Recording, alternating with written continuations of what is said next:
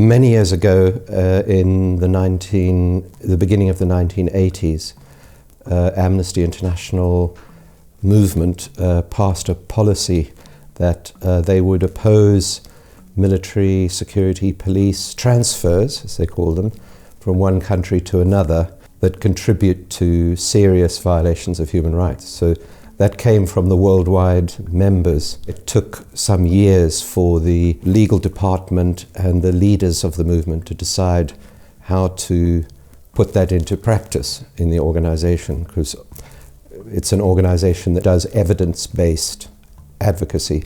So it had to put in place the research and the policy and training in order to do that properly. And I was a member of staff from 1991, and I had come from Southern Africa, and in fact I was very deeply involved in the anti-apartheid movement there, working with the Namibians to try to get their independence. So I had come from that perspective, and I started working on this issue, initially on the transfer of equipment that's used for torture, and then that spread to work on small arms and light weapons. So I was at the beginning of the process where the United Nations began to set up a program of action to prevent the illicit trade in small arms and light weapons. Soon after that, I met with a few non-governmental colleagues from small organizations at the Amnesty headquarters, and we decided that we would try to introduce the idea of a binding treaty. So what we did was we thought we'd start in the European Union, since the European Union already had some policy on that. And we received a bit of help from lawyers at universities in the UK.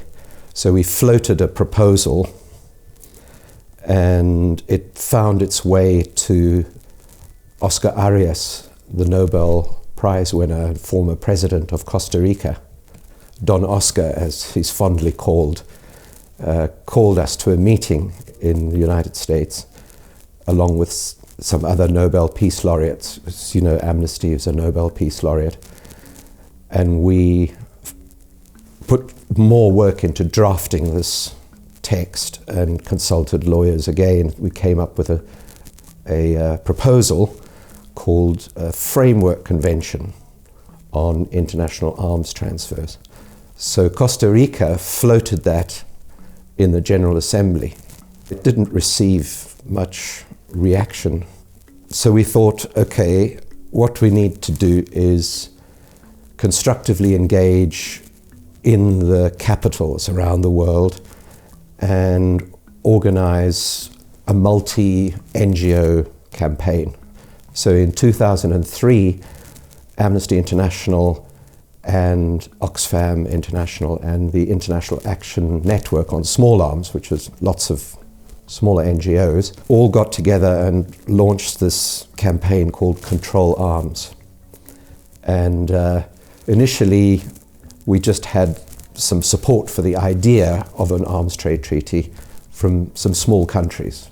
In addition to Costa Rica, it was Mozambique and I think Cambodia. In fact, countries that had been torn apart by the misuse of arms and the proliferation of arms. But as it began to snowball and became a popular idea, some larger countries began to get involved. And for example, Finland, Ireland, the Netherlands, countries like that, Sweden. So we had these meetings in the UK in Helsinki, and then Dar es Salaam. A lot of African countries came. Soon after that, we had a breakthrough because the UK government decided that they would support the idea. Of course, the details had to be settled, and that was what started happening around about 2006, 2007. Meetings began to take place within the European Union. The idea was floated in the other regional organizations, and eventually 6 governments brought a resolution to the General Assembly, and that was passed in 2010. It was agreed that we'd have a negotiation within the United Nations. Of course, not all governments were on board. So there was initially a group of governmental experts that had to try and thrash out at least some of the detail. They reported back, and then it opened up into what's called an open-ended working group of the United Nations, where all member states can attend if they want.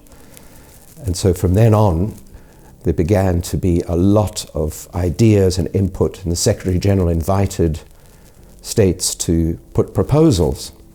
And so it became the largest ever consultation that the United Nations had ever had on an issue. So by 2012, there were some serious deliberations and negotiations. Some of the big powers were a bit skeptical, but once President Obama was elected into office, we began to get more support from the United States, which then brought a lot of other countries that were being cautious, brought them in.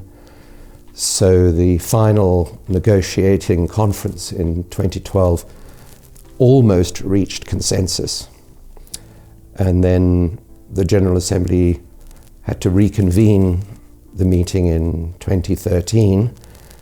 And finally, the General Assembly adopted the treaty text, and that's what we have today. So the civil society movement, which is very mixed, lots of different types of groups, peace groups, church groups, women's groups, environmental, arms control groups, all sorts of different groups joined together and played actually a very big part in the process, and will continue to do so. And people like myself try to encourage the colleagues in the non-governmental movement to be constructively engaged and to, respect the right of states to self-defense, and therefore to acquire the means for self-defense, and their duty to protect their populations and enforce the law. So it's not a movement that is against the arms trade. It's a movement that wants responsible arms trade. So within that understanding, there's a lot of interactions. There's a lot of research that goes on, policy developments, and mutual assistance in many parts of the world. It's true that there are strong debates, there are different points of view. Governments have access to their own national security information. Non-governmental organizations don't, but the non-governmental organizations collate information from around the world, so sometimes they've got something in addition to say, and of course it includes humanitarian aid organizations that are working on the ground, and human rights, or large human rights organizations who are working on the ground. So they're dealing with the impact of armed conflict and the violation, sometimes the very serious violation or even crimes against humanity on the ground. So they have that perspective they bring to the proceedings of the Conference of States Parties of the Arms Trade Treaty, which has several working groups. And, it's still a very new process. The treaty has only got barely 100 states parties in it, which is actually far more in a very short space of time. I remember some very senior diplomats telling me that it would take 10 years for the treaty to come into force. And actually it was less than 2 years it was in force. So there's quite a lot of momentum behind the treaty, but there are not many states, for example, in the Asia region and the Middle East, North Africa region. There's far more in Europe, in the Americas, and in significant parts of Africa and Oceania. So one of the considerations is that governments want to just go slowly, step by step, because they want states that have been, if you like, sitting on the fence to come inside the house and get to know what the treaty is all about.